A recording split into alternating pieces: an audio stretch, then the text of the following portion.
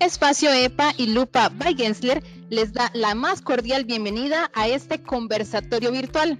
Jardines, parques, bosques, puntos suspendidos o nudos en la red. Este tiene como objetivo profundizar en la esencia del vínculo y la conexión vital entre nuestro entorno verde, empezando por un pequeño jardín que podamos tener en nuestro hogar hasta llegar a lo macro, el bosque. ¿Realmente estamos conectados con este entorno verde? ¿Cómo podemos llegar a fortalecer estos vínculos? Junto a los expertos que hoy nos acompañan, exploraremos estas y otras interrogantes que representan un gran reto a desarrollar.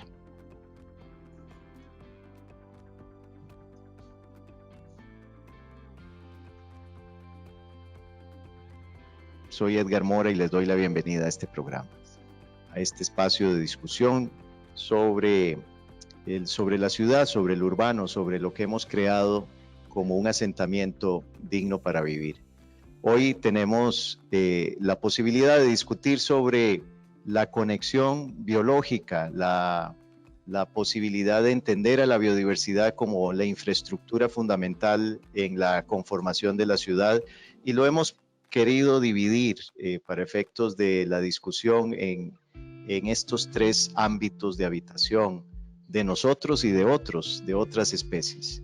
Los jardines, los parques, los bosques son puntos suspendidos, forman parte más bien de una red común.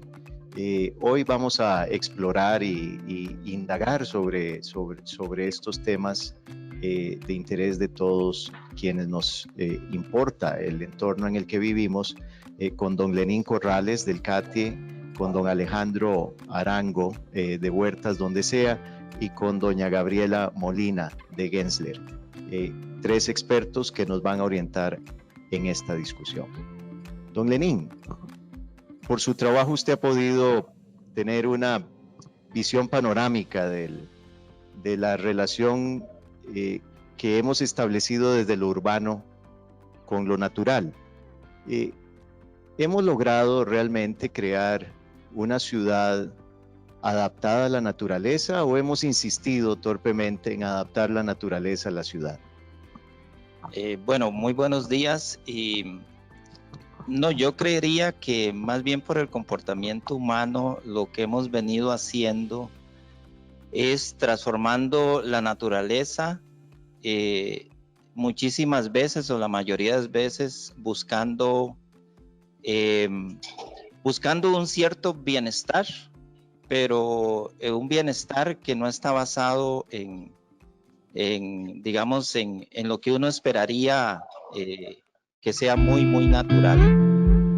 Cada vez la expansión urbana, más bien la regla ha sido ir acabando con lo natural, y por otra parte los modelos de desarrollo lo que están haciendo es tratando digamos lo natural de una manera que nosotros llamamos de manera residual. Entonces la ciudad, lo que ha estado sucediendo por lo menos en las ciudades nuestras, es que lo verde prácticamente es lo residual que queda de lo natural que había. Gabriela, esto es la experiencia tuya como arquitecta de paisaje, es la demanda de quienes contratan paisajismo, más bien una demanda por desvincularnos de lo natural o por vincularnos más bien y adaptarnos a la naturaleza. Sí, coincido con don Lenín en su punto de vista. Creo que la ciudad, en términos de crecimiento, en términos no solo del crecimiento de la ciudad como tal, sino el crecimiento de la población, han ido desplazando estas áreas verdes que son tan esenciales para la calidad de vida y para el bienestar humano. Y sí, desde el punto de vista del paisajismo se nota, sobre todo en tiempos recientes, el interés de la gente por volcarse hacia los espacios naturales, por tener un espacio en su casa al que poder acudir, ¿verdad?, para sentirse cerca de la naturaleza de alguna manera, Entonces, sí hay una necesidad de las personas de estar cerca de la naturaleza y de tener estos espacios disponibles para ellos. Cuando vamos a la experiencia de un barrio, por ejemplo, Alejandro,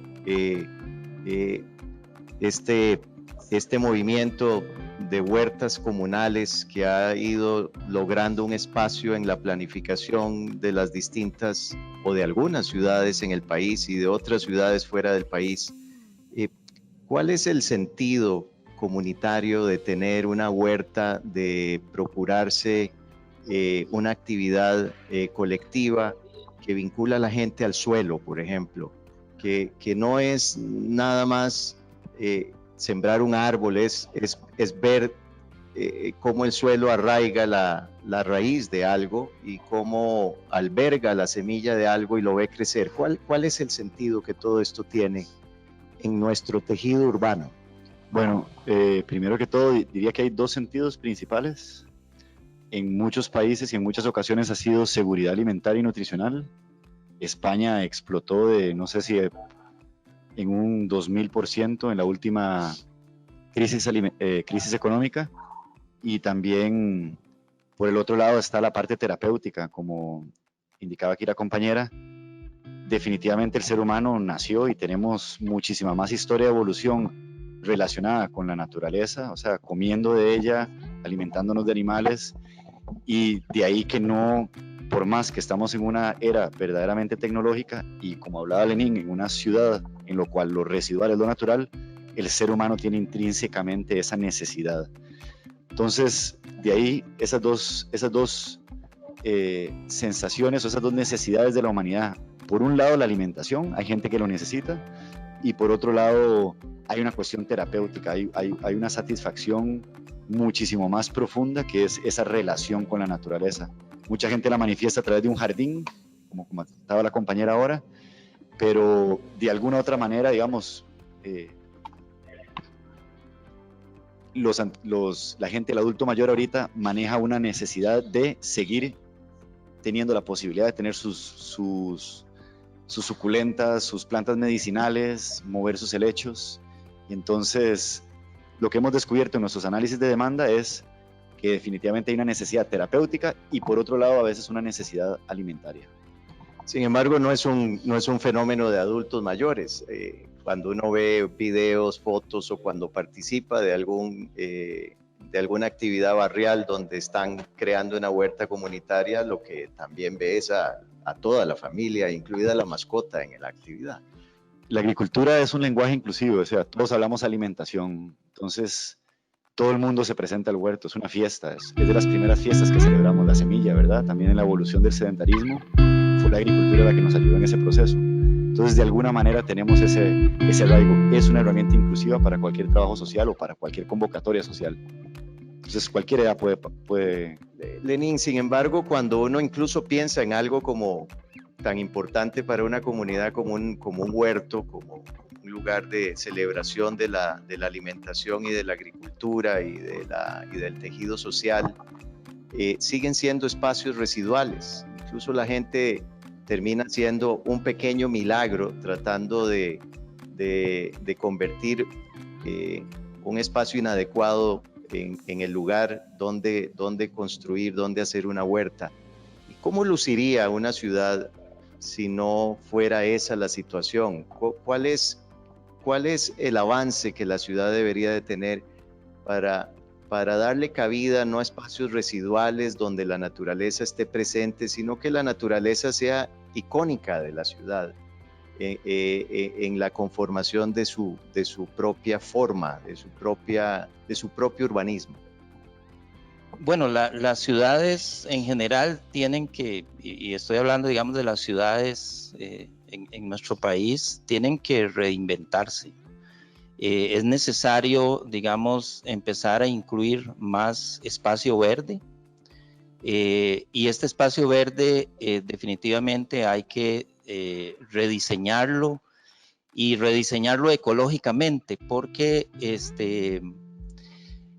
cualquier espacio en la ciudad puede servir, pero ecológicamente hay que pensarlo. Por ejemplo, Hay espacios tan pequeños que a veces uno ve que la gente siembra un árbol, pero hay que mirar ese árbol dentro de 25 años. O sea, dentro de 25 años el árbol ahí no va a caber. Entonces, o va a empezar a provocar problemas sobre las estructuras. O va a tener más estrés del que puede soportar. Exactamente, digamos, también, digamos, y lo que hay que repensar en la ciudad es que tenemos que crear redes verdes, redes de trama verde que tengan la posibilidad de comunicar la biodiversidad para aumentar, digamos, los servicios ecosistémicos que provee la biodiversidad, digamos, en la ciudad, desde la sombra del parqueo de un carro, por ejemplo, ¿verdad? Que siempre buscamos. ¿Eso es considerado un servicio ecosistémico? Es considerado un servicio ecosistémico, pero también hay que tener balances, porque cualquier árbol traído de cualquier parte del mundo sirve para dar sombra a un auto. Sí. Y ahí se presta un servicio ecosistémico, pero ese árbol no necesariamente serviría para la biodiversidad local. Entonces tenemos que empezar a crear balances en esa nueva ciudad verde. Hay un principio, Gabriela, de diseño que todos los que nos dedicamos a diseñar lo tenemos como un principio de dedo, una ley de oro, que es que todo lo que diseñamos debería de prestar distintas funciones, no solo una ni dos, sino ojalá un cúmulo de funciones. Claro. Y esto que decía Lenin sobre un árbol que presta una única función, que es dar sombra, pero no necesariamente contribuye con el tejido biológico o ecológico en la ciudad, me hizo pensar en este principio de diseño. ¿Cómo amarra uno los servicios ecosistémicos a un diseño que se materializa sobre el suelo, que se practica?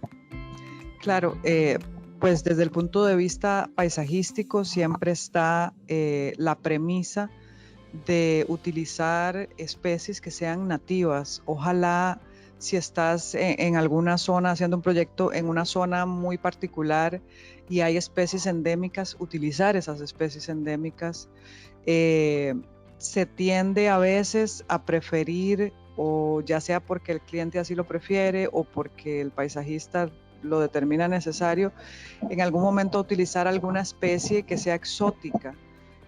Sin embargo, eso es justamente lo que hay que tratar de evitar, porque cuando introducimos esas especies exóticas es cuando empezamos a crear ese tipo de problema, como lo que comentaba don Lenin. Que es un único uso. Exacto, que por ejemplo el árbol siempre va a ser un árbol hermoso que va a dar sombra, pero los animales que viven en la zona no van a poderse alimentar de sus frutos, o a lo mejor si lo hacen puede tener un resultado negativo para ellos. Entonces hay un montón de factores que hay que tomar en cuenta en cuanto a la escogencia de las plantas para favorecer a la fauna local, sobre todo para que el ecosistema se empiece a regenerar y que entonces empecemos a ver espacios donde el hombre interviene y que son realmente saludables. ¿Cuál es la respuesta de las familias a algo como una huerta?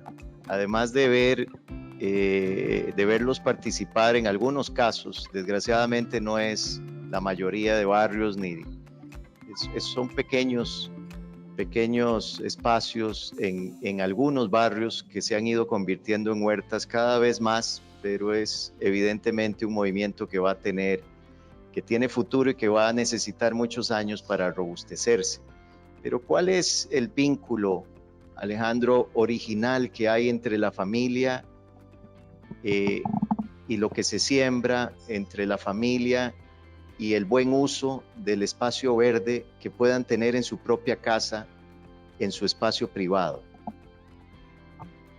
Bueno, yo creo que hay muchísima tela que tejer en ese sentido, porque a veces desde el inconsciente mi abuelita me dio una planta, o yo vi en la casa de mi abuelita todos esos helechos colgando en los tarot boarding de aquella época, sí. Y desde ahí ese vínculo mío, cuando crezco y estoy haciendo mi casa o estoy construyendo mi barrio o tengo a mi hijo y lo saco a pasear, a donde empiezan a aparecer, me imagino, todos esos, llamémosle mandatos sutiles o pequeños inconscientes de esa necesidad, ¿verdad? De que como yo viví de niño y vi lo grandioso que era mi abuela regar los helechos, pues en este caso no es algo productivo, pero sí es productivo en el sentido de que da esa satisfacción gigantesca de tener un elemento estético, volviendo a la estética en el diseño, en mi casa. Pero a mí me parece importante aquí hablar sobre algo que los dos tocaron, sobre la multifuncionalidad. O sea, de vuelta, la huerta es un lenguaje inclusivo, pero bueno, en el trabajo que también desarrollo, muchas de las hortalizas que comemos no son nativas, o sea, no son plantas endémicas de Costa Rica. Hay muchísimas plantas que nos hemos olvidado, el chicasquil, la chaya, que son altísimas, son de las hojas más nutritivas que podemos tener a nivel global, que las hemos dejado a un lado. Y personalmente creo que es un principio de la permacultura, la multifuncionalidad, todo tiene relación con muchas cosas y esa es una parte que nos hemos desconcentrado. O sea, no sé si, no solo desde la parte mental, como nosotros nos acercamos al paisajismo o a la agricultura o a las cosas, decir que una huerta es un lugar X de una sola función, es increíble. Digamos, en España, en la época de crisis, creo yo que como una respuesta de resiliencia, el huerto se convirtió en la red de cuidado, se convirtió en el mercado, se convirtió en el espacio de toma de decisiones comunitaria, porque es un espacio sano, es un espacio estable, es un espacio donde todo el mundo puede estar en un mismo nivel. Ahí no hay como un mandamás o no, de alguna otra manera puede haber un organizador del huerto, pero es un bien común en los espacios comunitarios. Y luego la familia, me preguntaba sobre la familia en sí, definitivamente ha sido muchos los casos en los proyectos que trabajamos que viene desde la señora que cuida al niño, su abuelita llega con su nieto, entonces definitivamente es un espacio muy sano. Entonces, yo creo que es una gran oportunidad.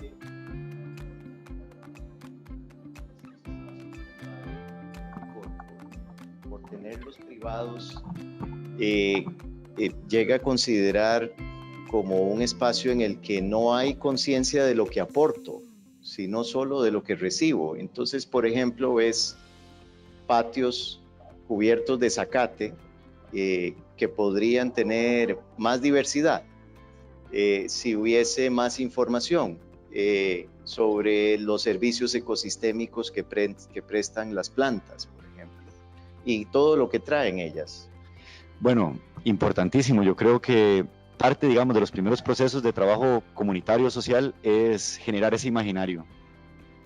Yo lo que podría decirles es que, por un caso, los corredores biológicos, que también es un trabajo que también hemos estado trabajando, la gente nunca ha visto los ríos en San José. O sea, no sabe que hay ríos porque están escondidos, están tapados por puentes y uno no los ve. Uno de los primeros trabajos que tenemos que hacer, como nosotros que nos encantaría recuperar el río, es visibilizarlo. Y de alguna manera ya pertenece a un imaginario urbano. El imaginario es importantísimo, es una herramienta un poco olvidada. Entonces, de repente, si lo que has visto son revistas toda tu vida de jardines franceses, lo que vas a querer es un jardín francés, o de vuelta lo que tu abuelo tuvo, o lo que tu abuelo soñó, o lo que tu esposa sueña. Costa Rica tiene una ventaja gigantesca que es la biodiversidad que tiene. O sea, el paisajismo que podríamos tener aquí en los patios de nuestra casa es algo maravilloso que podría conjuntar, y no solo eso, sino que podría traer a una biodiversidad, a una fauna a visitarnos, que sería algo increíble.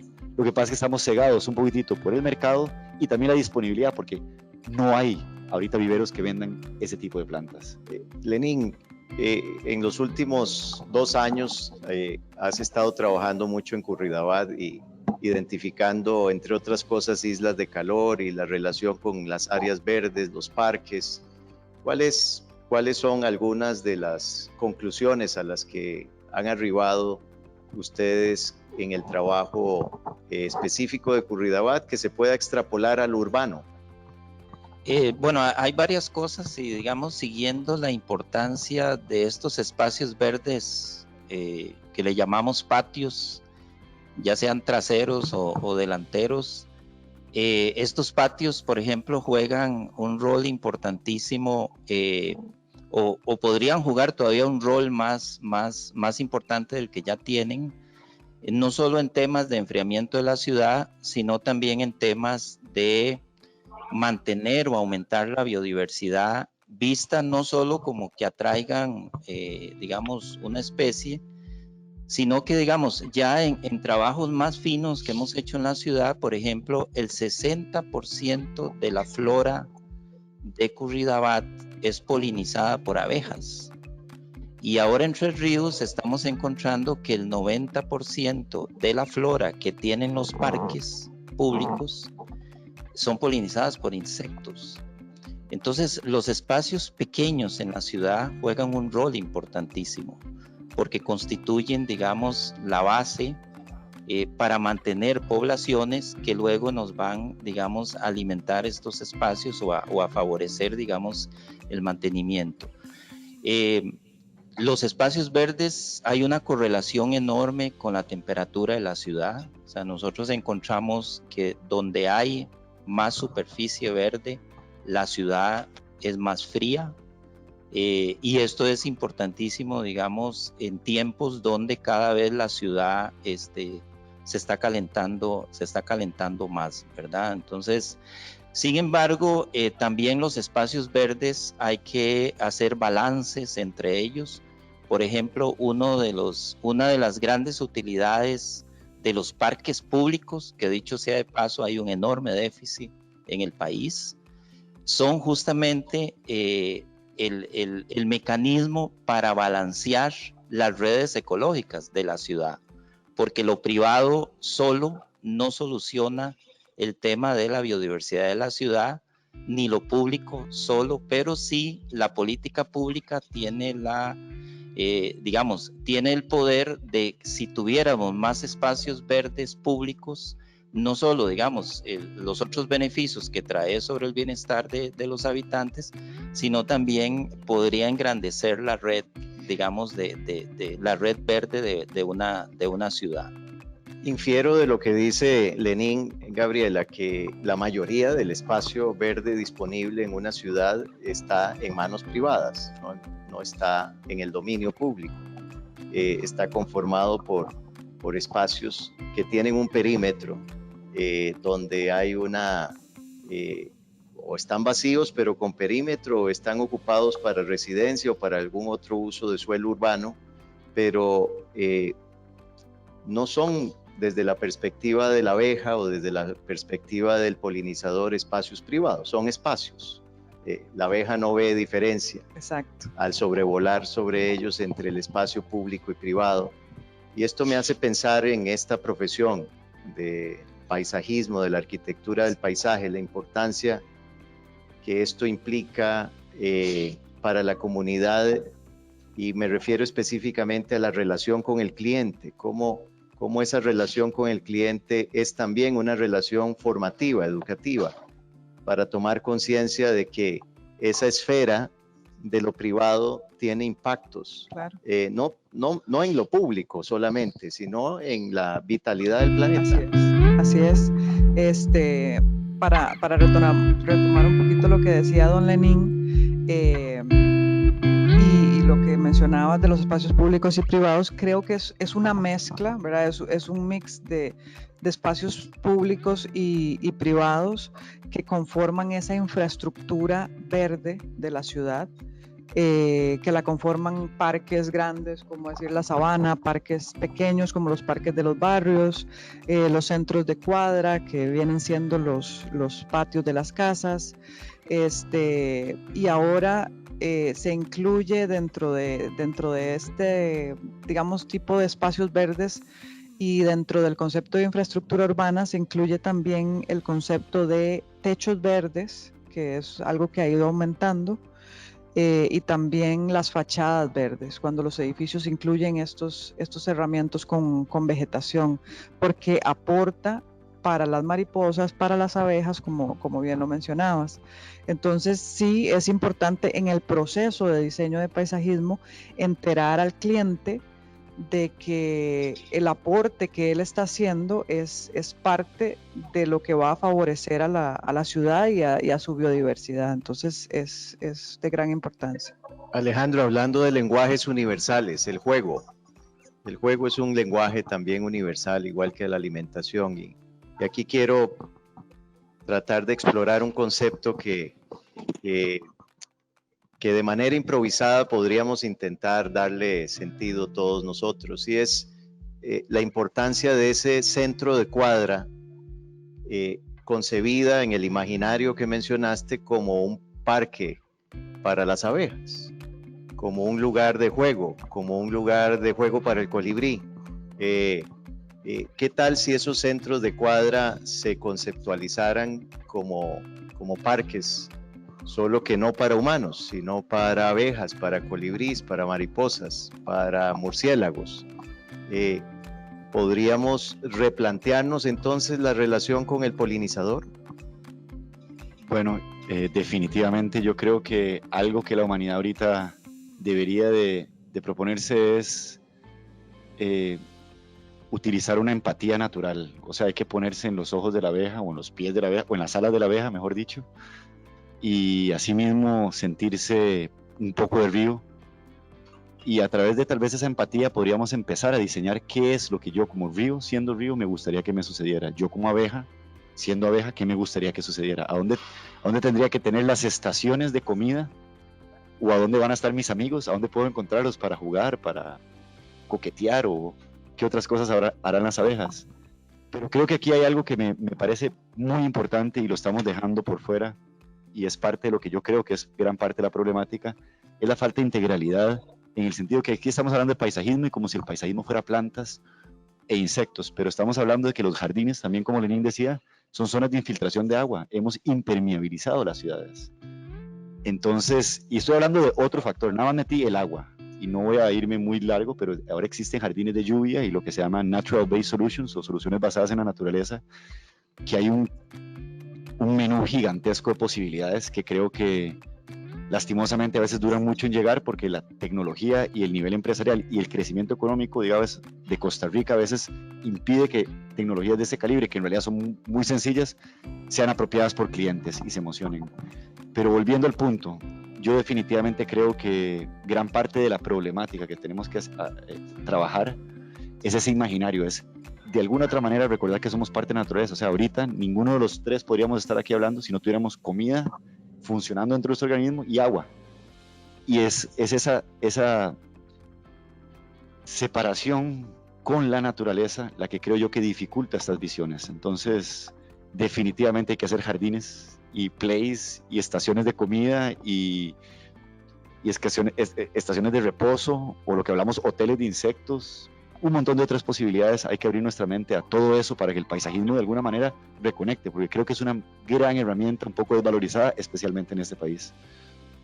Es importante y quizá trivial en esta circunstancia de crisis sanitaria y por lo tanto de crisis de prácticamente todo, hablar de no de la conexión, sino de la desconexión con la naturaleza y sus consecuencias más extremas. A veces pienso que si no salimos de esta crisis sanitaria con absoluta conciencia de los efectos de la desconexión, ya no tendremos cómo la naturaleza nos muestre y nos enseñe ese aprendizaje que deberíamos de tener. Pero la crisis sanitaria es un efecto específicamente notable de esa desconexión con la naturaleza, ¿no es cierto? Sí, y no solo digamos el tema de la crisis que estamos viviendo. Por ejemplo, nosotros vivimos crisis todos los años con el dengue, ¿verdad? Y ahora, por supuesto, este virus está causando revuelo, pero devolvámonos, digamos, a ver las crisis anuales con el tema del dengue, que tiene una vinculación estrechísima justamente con la destrucción del mundo natural de las ciudades. O sea, hoy día tenemos más mosquitos dañinos como el dengue, producto de la escasez de depredadores que hemos ido eliminando, digamos, en la ciudad.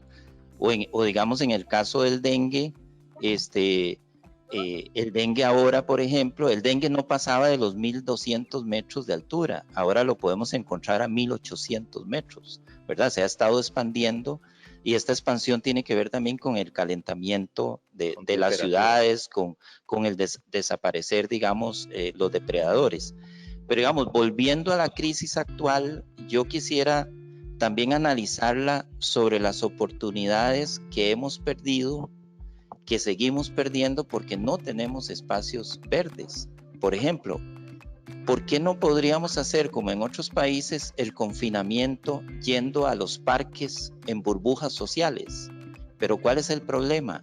En el país no tenemos parques grandes, ¿verdad? Los parques más grandes, el parque más grande del país tiene apenas 60 hectáreas, 60 y resto hectáreas, que es la Sabana. Luego tenemos el Parque de la Paz y luego tenemos el Parque del Este. Pero los demás parques que existen en la ciudad son extremadamente pequeños para darnos una respuesta.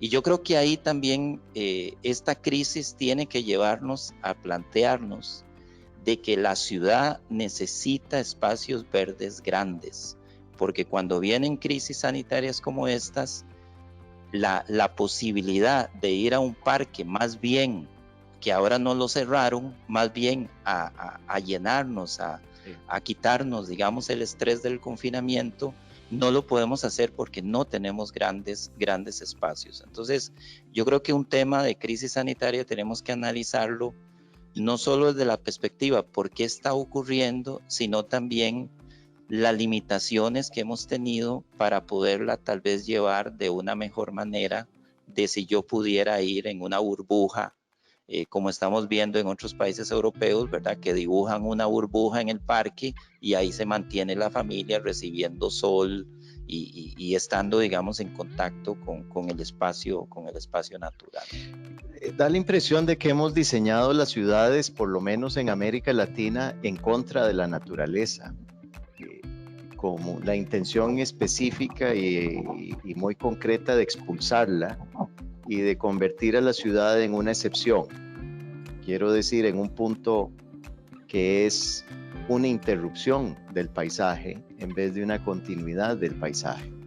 Así es. Gabriela. Sí, realmente si nos ponemos a pensar, la naturaleza siempre estuvo ahí. Fuimos nosotros quienes decidimos empezar a desplazarla y a formar estos espacios de superficies duras.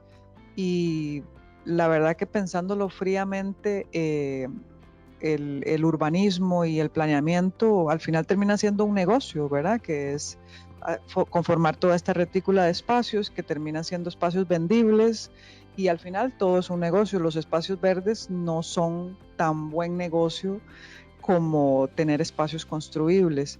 Entonces se han ido apartando. Sin embargo, siento yo que es como recorrer un camino y al final del camino darte cuenta que se te olvidó algo y ahora sí te tenés que devolver. Entonces, hemos recorrido este camino y nos hemos dado cuenta pues que nos quedamos sin espacios verdes, que necesitamos esos espacios verdes. Hay un principio que es inherente al ser humano, que es algo casi que instintivo, que es la biofilia, que es ese amor por la naturaleza, esa necesidad del ser humano de estar en contacto con otros seres vivos. Entonces empezamos a ver que nos equivocamos al momento de hacer todo el planeamiento. Y en cuanto a esto, hay un ejemplo que a mí me gusta bastante y lo pienso para Costa Rica porque tiene ciertas similitudes, sobre todo en clima y en temperatura, que es el ejemplo de Singapur. Singapur es un país que ha avanzado muchísimo y por supuesto que nos lleva años luz adelante. Sin embargo, Singapur es un país súper pequeñito, 700 kilómetros cuadrados, donde viven más de 6 millones de personas, o sea, la densidad que ellos tienen es una cosa bárbara.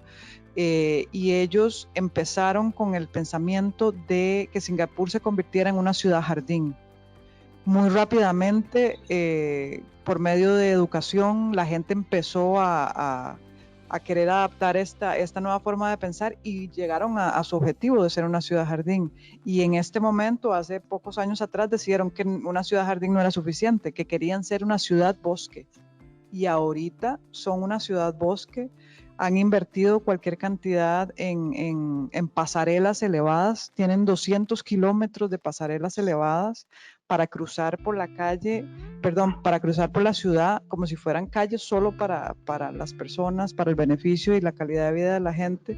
Entonces, Es una ciudad en la que vivís alrededor de los árboles, en donde la vegetación está en todas partes, en los edificios, adentro de los espacios, y es un trópico que prácticamente es muy similar al de Costa Rica. Estamos muy cercanos, y siento que si nos esforzamos, de alguna manera podríamos llegar a este tipo de soluciones en el futuro. Alejandro, mencionaste dos cosas a las que quiero regresar, dos elementos que son fundamentales si uno piensa en la eventualidad, la posibilidad y la técnica que se requiere para tener no una ciudad jardín, sino una ciudad en el bosque, una ciudad en el jardín. Y son esos elementos café y azul, el suelo y el agua. La ciudad nuestra es un lugar hostil para la gota de agua. La única experiencia que le reconoce como válida es la expulsión, el exilio. Se considera que una ciudad es buena en nuestra cultura si permanece seca. Y esto significa que se seque 5 minutos después de que terminó la tormenta. Solo ha drenado, no ha percolado, no ha infiltrado, no ha concebido el agua como un elemento esencial de la ciudad, sino más bien como un problema. Este es un elemento. Y el otro café es el suelo. La ciudad, dijiste, tapa el suelo, lo impermeabiliza, lo ignora, y el suelo es fundamental porque es el único lugar donde podría permanecer de manera segura para la vida el carbono, donde ahí sí hace todas las maravillas que el carbono está supuesto a hacer. ¿Cómo cambiamos dentro del imaginario del habitante urbano esta relación de hostilidad, de prácticamente de batalla que hay en contra del agua y en contra del suelo? Bueno, una pregunta bastante grande. ¿Cómo podemos cambiar a la gente la mentalidad? Y creo que eso es, desde mi posición, es compleja. O sea, no va a poder darte no tengo ahorita una respuesta clara. Creo que van a haber muchas metodologías. Yo tengo experiencia hace muchos años de trabajar con comunidades en ese sentido, y entre las metodologías que veo es que, primero que todo, volviendo al imaginario, no puedes soñar ni querer algo que no conoces. Entonces, de alguna manera hay que ayudarlos a ellos a soñar y a veces visualizarlo. En arquitectura, yo como arquitecto y aquí con otra paisajista, muchas veces visualizamos, ahora hacemos renders, y antes hacíamos bocetos muy lindos para que la persona pudiera soñar y visualizar ese sueño. Y creo que eso es uno de los primeros elementos que tenemos que trabajar, cómo generar ese imaginario y ese deseo. Pero bueno, desde la parte con las personas... La humanidad sabe que sin narración no hay posibilidades de adelantarse al futuro. Sí, pero el futuro no existe en el presente, sino a través de la narración de esa historia potencial. ¿Eso es lo que querés decir? Quiero decir que los renders también deberían de enseñar el suelo, y que el cliente debería estar feliz de ver cómo su agua se infiltra y él sabe que está limpiando su agua del río, y decir, estoy feliz de que voy a pagar por eso. Lo que pasa es que ahorita, como dice la compañera, a veces eso no vende. Personalmente me he acercado a muchísimos otros clientes que están del otro lado. Más bien, si no tenés nada de eso, no te hacen ni caso ni te escuchan, porque hay todo un movimiento de conciencia, un movimiento humano que va hacia esto. Entonces, definitivamente hay una narrativa que hay que reconstruir. Asimismo, darle al cliente el conocimiento de que vos no trabajas de esa manera, o buscarías que convencerlo él de tener un baño seco, por decir, que trabajamos tierra y agua al mismo tiempo, o sacamos el agua del baño, que es una locura, digamos, una chifladura que para el 2020 estemos usando agua tratada con cloro, manejada, llevada a un tubo, y la jalemos por la cadena con los desperdicios humanos. Ni aprovechamos los desperdicios, que son un gran recurso, si lo pudiéramos manejar de buena manera, y contaminamos millones de litros de agua. Entonces, hay una desconexión muy grande. Pero volviendo a la pregunta esencial que me hiciste vos, ¿qué pueden ser esas herramientas para promover la transformación mental, porque cambiar a veces me puede sonar un poco loco. Además, nada más un comentario aquí, Gabriela, o sea, Singapur es un gobierno dictatorial y no me voy a meter ahorita en esas políticas de transformación de ciudad y no sé esas libertades. Y he leído muchísimo sobre las estrategias sociales que hicieron ellos. Y entonces ahí tal vez podría hablarles. Ellos lo que hicieron se llama Spiderweb. Lo que hacían es como decirles, vengan, vamos a capacitarlos aquí a la par del río y un montón de actividades que en un inicio no eran obligatorias, pero una vez que ellos empezaban a disfrutar del río y lo empezaron a limpiar y lo empezaban a sembrar de manera comunal y también con un servicio gubernamental, luego les decían, ahora ustedes tienen que administrarlo. Y no es como que se les daba las capacitaciones y la comunidad la empoderaba. Entonces es como una telaraña en el sentido que los atrapa. Primero los seducís y luego los dejas ahí. Entonces yo creo que también viene, en este caso, también de un paternalismo gubernamental que tiene una historia de no sé cuántos millones de Romas y de más para atrás, donde todavía creemos que el gobierno tiene que resolvernos cosas. Y entonces tenemos una enfermedad asistencialista, toda la humanidad. Es más, hay un hueco enfrente de mi calle, ¿cómo no lo hago? Yo pago mis impuestos. ¿Por qué no? También me extiendo yo y soy un brazo más allá de ese bienestar social. Entonces yo también tengo que ponerme al servicio. Pero eso, ¿cómo lo he llevado finalmente? ¿Puedo? Sí, claro. Yo creo que esencialmente, si hablamos de estrategias sociales y de modificación, tiene que ser a través de la celebración. La herramienta más poderosa que yo he encontrado para la transformación social es transformación a través de la celebración. En la fiesta la gente tiene el corazón abierto. Si bautizamos un huerto, ese día la gente verá la compostera y dirá, yo no tengo compostera, ¿cómo le hago para estar a la altura de la celebración? Y se celebra el cambio. La celebración la transformamos en algo económico, en algo desvalorizante totalmente la naturaleza, y siempre fue conectada al solsticio, al día de la semilla, al día de la cosecha, a esa conexión con la naturaleza.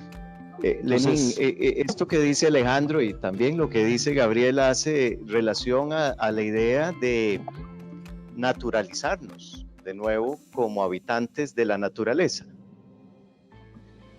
Bueno, ahí justamente, digamos, los que tenemos ya muchos kilómetros o vueltas al sol de vivir aquí en la ciudad y crecimos, aprendimos a nadar en los ríos que ahora están todos sucios, ¿verdad? Y que más bien nuestra forma de recrearnos era ir a los arbolados y a los bosques que circundan la ciudad. Yo creo que cada vez hay un desvínculo mayor, digamos, principalmente de las generaciones que vienen, ¿verdad? Yo lo veo, por ejemplo, en mi experiencia propia con el nieto, ¿verdad? Que no es posible que una ciudad como San José, para hablar de San José o del entorno inmediato de los cantones más urbanizados que son San José, Curriabá, Montes de Oca y Tres Ríos, tengan la naturaleza justamente a pocos pasos. Voy a poner un ejemplo. A 20 minutos del Parque Central de Tres Ríos hay quetzales y la gente se imagina que hay que ir a Monteverde para ver quetzales o ir al Cerro de la Muerte, pero resulta que los tenemos a poquísimos kilómetros de los centros más poblados, digamos, de la ciudad. Y esa es una de las maravillas, y Alejandro lo decía con respecto a la riqueza de la diversidad nuestra. La gran área metropolitana, y son unos datos que estoy trabajando en este momento, todavía tiene 50% de bosque. Entonces uno se pregunta, ¿por qué un niño que está a 2-3 kilómetros del bosque no lo conoce? ¿Por qué? ¿Por qué la carpintera que tiene miles de gente a sus pies, los niños de ahí no conocen un bosque, ¿verdad? Entonces, yo creo que definitivamente tenemos en la ciudad, y eso es una de las maravillas, creo, que tenemos actualmente en el país, tenemos donde se concentra el 50% de la población en apenas 4% del territorio, todavía con una riqueza de biodiversidad enorme. Entonces, lo que hace falta son los mecanismos para acercar a estas generaciones justamente a entender la naturaleza. Es importante en esta estrategia el corredor como concepto. Y quiero aquí introducirlo porque el principio con el que hemos hablado hoy es jardín, parque y bosque. Quizás nos hace falta ese conector que podría denominarse como corredor. Estoy pensando en cómo reconectar un río con otro. ¿Qué importancia tiene eso?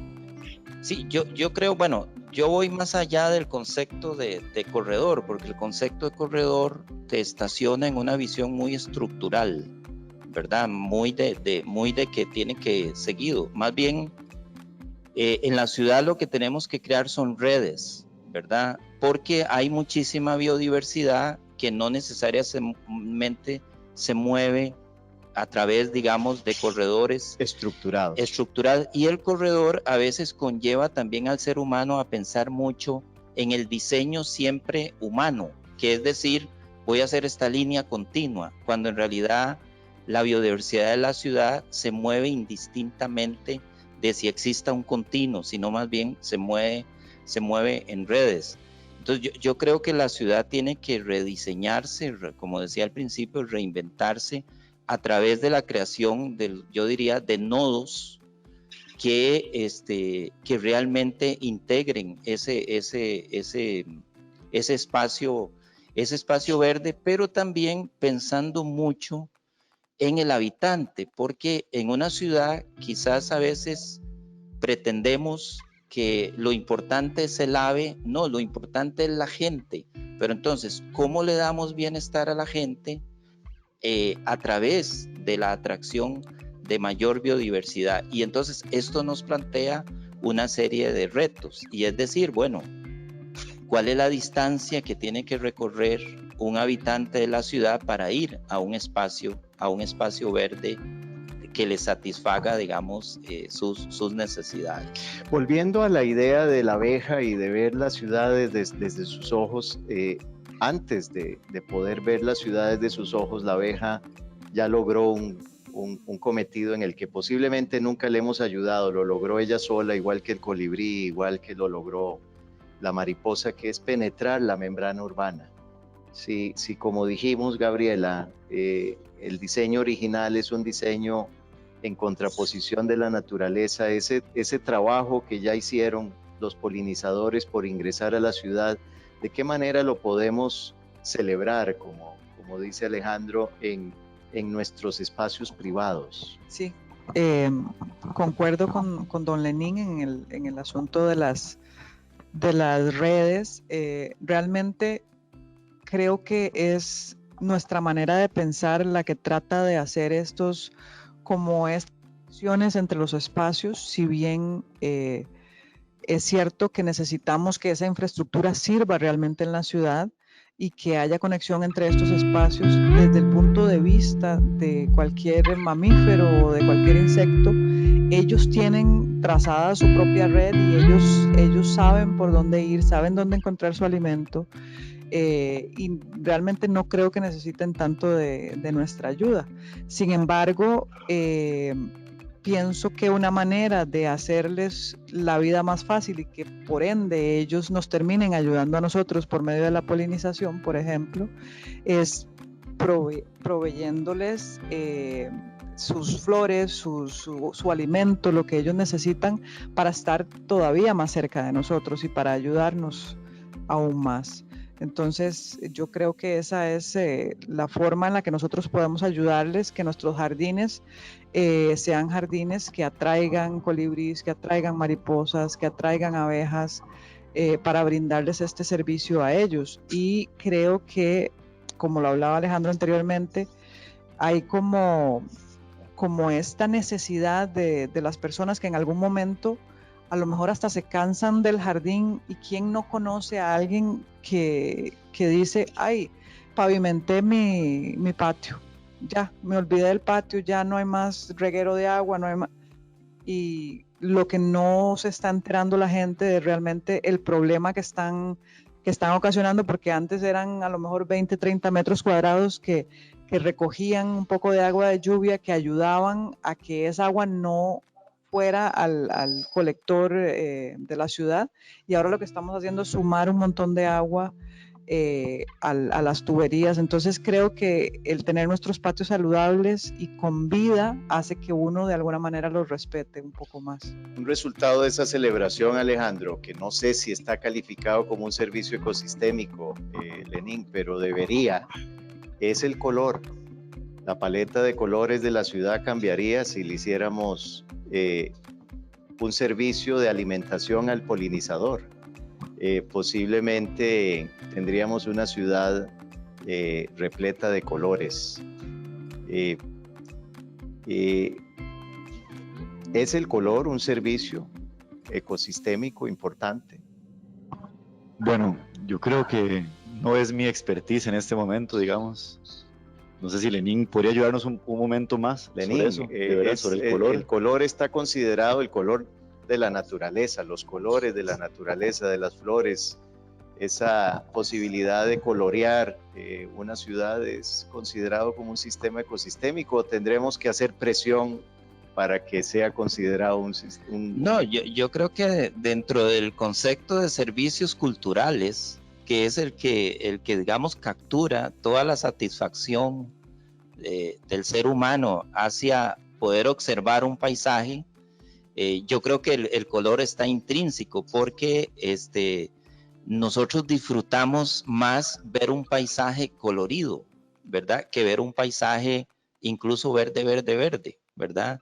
Y por eso es que la gente, uno lo ve ahora en verano, cuando ciertas especies de árboles producen colores, si son naranjas, si son morados, si son blancos. Eso evidencia que sí el color juega un rol, pero es parte, digamos, de lo que se conoce en servicios ecosistémicos como los servicios culturales, que tienen que ver con toda la satisfacción ya humana. Parece que, para ir cerrando, parece que la noción de red resuelve el acertijo de si los jardines, los parques y el bosque son puntos suspendidos o tienen alguna conexión. Y evidentemente a través de este principio de red logramos reconectar esto, por lo menos desde un punto de vista teórico. Hay mucho que hacer, Alejandro, respecto a la formación, para que ese concepto de red se convierta en el eje de nuestra cultura, de una cultura de un país que considera esencial a la naturaleza. Y siempre me ha preocupado esto y por eso valoro mucho el trabajo de huertas urbanas y de huertas donde sea, del que vos sos fundador, y es que disuelve ese dilema moral, esa contradicción moral que tenemos los costarricenses de valorar la naturaleza, pero siempre y cuando esté lejos y siempre y cuando no la vea. La hemos convertido en un valor político y económico, pero cómo la traemos a la vida cotidiana es algo que hay que trabajar más y resolver pronto. Bueno, y especialmente creo que dicen que la mejor manera de hacer el cambio es dando el ejemplo, y creo que la gente debería aprovechar esta oportunidad, en confinamiento, en empezar a enverdecer su espacio.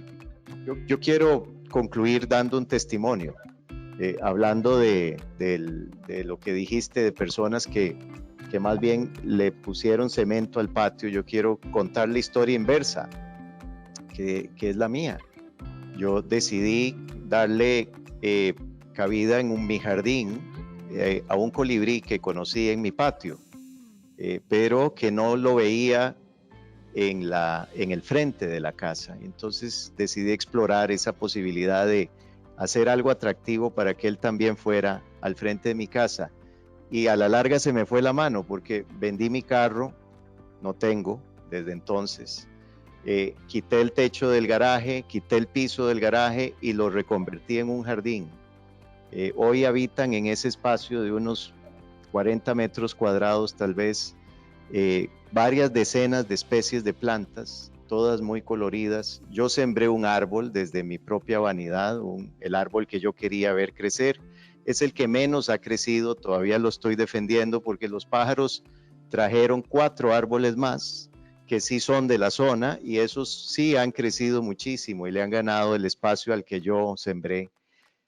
Pero ahora somos una enorme comunidad. Todo lo que hay ahí incluidos todo, una colmena de mariolas, y Frankie, el colibrí que motivó todo esto, ahora sí visita ese lado de la casa. Y yo estoy seguro que hice algo para que mi pequeño espacio, en vez de sustraerle valor al planeta, se lo agregara. Y yo creo que esta es una pregunta muy grande que a veces uno se imagina que no cabe en la vida de uno.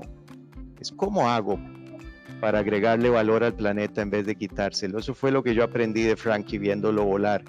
De algún modo me imaginé que él me decía, cuando yo era alcalde, a ver, alcalde, si algún día sos capaz de hacer lo que yo hago. Y yo le dije, ¿qué? ¿Volar? ¿Suspenderse en el aire? ¿Incluso volar para atrás? Y me dijo, no, eso es muy fácil. No, eso no.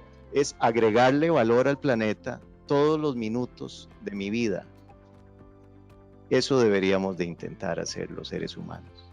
Muchas gracias por estar aquí. Muchas gracias a todos por haber prestado atención a este segundo esfuerzo que hacemos por llevar temas urbanos hasta ustedes.